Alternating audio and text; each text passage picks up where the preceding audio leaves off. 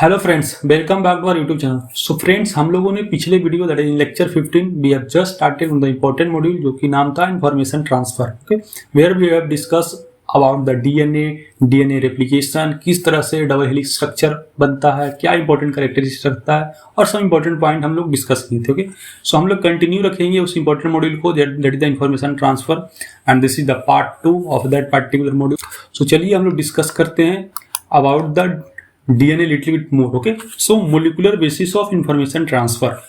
पहला है replication of DNA. Okay, so किस तरह से ट्रांसफर को होता है? सबसे पहले डीएनए का रेप्लिकेशन होता है और आप लोगों को पता है डीएनए का कॉपी होता है। Okay, so Watson and Crick suggest that replication would occur by gradual separation of strand of the double helix. बहुत इंपॉर्टेंट पॉइंट है कि जो रेप्लिकेट होता है, ओके, मींस रेप्लिकेट किस तरह से होता है? आफ्टर द सेपरेशन या कहते हैं gradual separation of the double helix structure, या स्ट्रैंड का सेपरेशन होना। ओके, आप ये देख सकते हैं, this is the strand and this is the double helix structure. तो ये जिस तरह से धीरे धीरे सेपरेट होगा उसी तरह से कॉपी होगा। ओके, एंड इंपॉर्टेंट यहाँ पॉइंट ये है कि दोनों स्ट्रैंड अपने अपोजिट स्ट्रैंड का इंफॉर्मेशन रखता है। ये एक इंपॉर्टेंट पॉइंट है। Okay, since two strands are complementary to each other, each strand carry the information required for the synthesis of other strand. Means एक स्ट्रैंड दूसरे स्ट्रैंड के आप कह सकते हैं फॉर्मेशन में हेल्प करता है। ओके, क्योंकि एक स्ट्रैंड दूसरे स्ट्रैंड के बारे में इंफॉर्मेशन कंटेन करता है। ओके, ये उसके बारे में कंटेन करेगा और ये दूसरे के बारे में कंटेन करेगा। ये इंपॉर्टेंट पॉइंट है, यहाँ पर ध्यान रखिएगा। If strands are separated each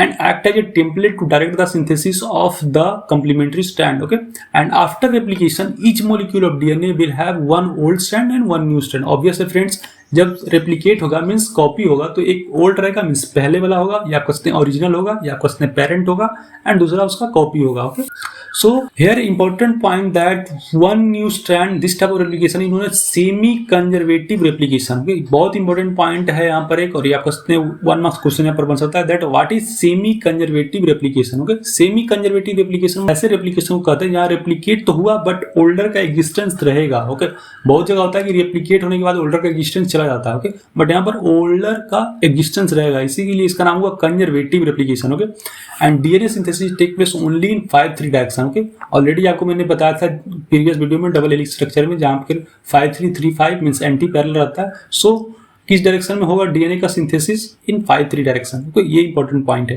तो चलिए हम लोग समझते हैं स्टेप बाय स्टेप में किस तरह से डीएनए का रेप्लिकेशन होता है। पहला स्टेप है recognition of initiation point. Okay, सबसे पहले इनिशिएशन पॉइंट या आप कह सकते हैं कि वैसे पॉइंट को ढूंढा जाता है जहां से डीएनए रेप्लिकेशन शुरू होगा। Okay, so DNA helix unwind to the enzyme helicase which use the energy of ATP and the replication of DNA begin at specific point that is called the point of origin, या आप कह सकते हैं ओरी site. Okay, या ARS means हुआ autonomously replicating sequence. Means basically वैसा sequence को हम लोग आइडेंटिफाई करते हैं जहां से डीएनए का रेप्लिकेशन स्टार्ट हो या बिगिन हो। Okay, next second important step जो कि होता है unbinding of DNA. Unbinding of DNA means क्या हुआ? डीएनए का जो डबल हेलिक्स स्ट्रक्चर होता है अनबाइंड होता है। ओके, पहले बाइंडेड रहता है फिर वो अनबाइंड होता है, आप कह सकते हैं सिंपली डिस्क्लोज होता है। Okay, so unbinding a protein bind to the neat strand of the duplex and separate the two strand of DNA duplex.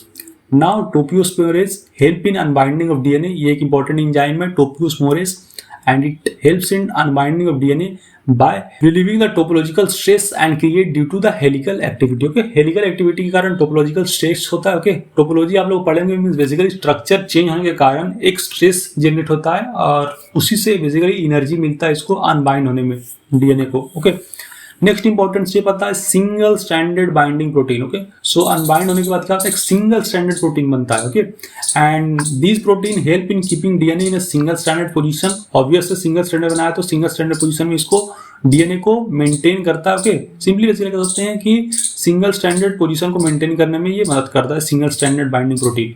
Next important है आरएनए प्राइमरिंग। ओके, सो आरएनए प्राइमरिंग क्या होता है और RNA प्रीमिंग? So this is basically the DNA direct RNA polymerase now synthesize a primer strand of RNA or RNA primer because the main polymerization enzyme is incapable of initiating new strand synthesis. ये important point है कि RNA priming होता क्यों है? इसलिए होता है friends क्योंकि जो स्टार्टिंग का या कह सकते हैं जो बिगिनिंग में जो आता है RNA, okay, that is incapable of initiating new strand synthesis means वो क्या होता है? सक्षम नहीं होता है कि एक नया स्ट्रैंड प्रोटीन का बना सके।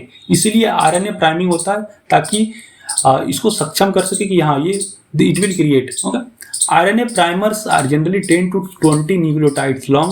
ओके, ये इंपॉर्टेंट बस याद रखिएगा, ज़्यादा नहीं है, सिंपली आपको स्टेप याद रखना कि किस तरह से बनता है. Next what is the fifth process और fifth step? Primer extension. Okay, so RNA priming हो गया तो फाइनली ये फर्दर ये इलॉन्गेट होगा या एक्सटेंड होगा. That is called the polymerisation. Okay, so new strand of DNA are formed in the 5' direction from the 3'5 template DNA by the addition of deoxyribonucleotides to the 3 end of primer RNA. Addition of nucleotide is done by DNA polymerase III. The leading strand of DNA synthesized continuously in the 5' direction as one piece. आपको पता है 5' direction में DNA का manufacture होता है. So this is the leading phase कर सकते हैं आप. ओके, सो अभी तक मैंने कौन सा स्टेप बताया? पहला इनिशिएशन पॉइंट को रिकॉग्नाइज करना, देन DNA अनवाइंड होता है, देन सिंगली स्ट्रैंडेड में होता है, देन RNA को प्राइमिंग किया जाता है. क्यों किया जाता है? क्योंकि अर्लियर जो होता है that is incapable of strand synthesis. Okay, strand synthesis वो नहीं कर सकते, इसलिए RNA प्राइमिंग जरूरी होता है. देन प्राइमरी एक्सटेंशन होता है, सिंपली आप कह सकते पॉलीमराइजेशन होता है. And next important step, that is the excision of RNA primer. Okay, so once Okazaki, okay, अब Okazaki क्या, उसके सबसे पहले हम लोग फिफ्थ स्टेप को कंटिन्यू करते हैं. that lagging strand of DNA is synthesized continuously in opposite direction in short segment and these segments are called Okazaki fragments. Okay, तो जो स्ट्रैंड बना, ओके, वो क्या होता है? सिंथेसाइज होता है. Okay, strand of DNA is synthesized discontinuously in the opposite direction. Means रुक के क्या होता है? अपोजिट डायरेक्शन में वो लोग सिंथेसाइज होते रहता है. ओके, DNA का आप कह सकते हैं DNA का ही पार्ट होता है, उसी हम लोग कहते हैं Okazaki fragments. Okay, so now once Okazaki fragments have been formed the RNA primers are removed from the 5 end by the action of 5' exonuclease activity of DNA polymerase 1. Okay, so simply क्या होता है? एक बार Okazaki fragments बन गया, so further क्या होता है? 5 जो होता है रिमूव हो जाता है and end of the action of 5' exonucleus. Okay, so 5' exonucleus के कारण ये क्या होता है? एंड होता है. Now joining of Okazaki fragments, जो भी ओकाजाकी बना अब वो क्या होता है? ज्वाइन होता है एक साथ. Okay, and the gap left between Okazaki fragments are filled with complementary deoxyribonucleic residue of DNA polymerase and finally the adjacent 5' end are joined by DNA ligase. Okay, so further ही आप कह सकते हैं finally क्या होता है? ये join हो जाता है by DNA ligase. Okay, so I hope आपको क्लियर हो गया होगा. फिर से मैं आपको थोड़ा फिर से बताता हूँ. सबसे पहले इनिशिएशन पॉइंट को रिकॉग्नाइज करेंगे, देन अनवाइंड होगा DNA, देन अनवाइंड होने के बाद ये सिंगल स्टैंडर्ड जाएगा. Okay, double standard single standard I think पता होगा आप लोगों को, नहीं पता है तो प्रीवियस लेक्चर देखें. देन RNA प्राइमिंग होगा. RNA प्राइमिंग होने के बाद क्या होता है? प्राइमर एक्सटेंशन होगा, मीन्स फिर से वो एक्सटेंशन होगा जहाँ पर ओकाजाकी बनेगा, Okazaki segments, and further it will basically excision of RNA priming, जहाँ पर क्या होता है? ओकाजाकी सेगमेंट से 5 है, ओके, वो रिमूव होता है एंड लास्ट में फिर से ओकाजाकी फ्रैगमेंट्स ज्वाइन होता है. Okay, and they are joined by the DNA ligase. So ये इंपॉर्टेंट पॉइंट है. ओके, कंप्लीट मैंने जो बताया वो सब कुछ यहाँ पर आपको देखने को मिल सकता है. Okay, so this is the DNA ligase, इसी के थ्रू ये ज्वाइन होता है. ओके, ये this is the DNA polymerase and this is the lagging strand, this is the leading strand. Okay, इस तरह जो है उसको लीडिंग कहेंगे, इधर लैगिंग स्ट्रैंड कहेंगे. Okay, this is the RNA polymerase और primase, then DNA polymerase and this is the parental DNA. Okay, आप देख सकते हैं 5' से क्या हुआ? ये 3'5 में बना. ओके, इधर आप देख सकते हैं जो 5 था वो क्या है? फाइनली डिफ्रैगमेंट हो गया, आप कह सकते हैं हट जाता है. ओके, और ये 3'5 में बना. सो आई होप अब आपको क्लियर हो गया होगा about the formation of this. चलिए फ्रेंड्स, नेक्स्ट मूव करते हैं. बहुत ही इंपॉर्टेंट पॉइंट जो कि ऑलमोस्ट श्योर शॉर्ट क्वेश्चन है इन द मकाउट, स्पेशली मकाउटियंस के लिए बहुत इंपॉर्टेंट है, जो कि ये ट्रांसक्रिप्शन. ऑलरेडी मैं आप लोग को बेसिक आइडिया दे चुका हूं प्रीवियस लेक्चर में कि ट्रांसक्रिप्शन क्या होता है? Process by which RNA is synthesized from DNA. Okay, so RNA के बनना फ्रॉम DNA. ओके, DNA से RNA बनना उसको कहते हैं ट्रांसक्रिप्शन. एक रिवर्स ट्रांसक्रिप्शन होता है जहाँ की जस्ट अपोजिट होता है. ओके, मीन्स RNA से DNA बने उसको रिवर्स ट्रांसक्रिप्शन कहेंगे. It is generally considered as the first step in the gene expression and also the principle of complementary govern the process of transcription. Except that adenosines now form base pair with uracil instead of thymine. Okay, ये यहाँ बस एक चीज change आता है कि यहाँ पर एडेनोसिन्स जो होता है बेस पेयर बनाता है in context to thymine. Means thymine की जगह कौन बनाता है? एडेनोसिन्स.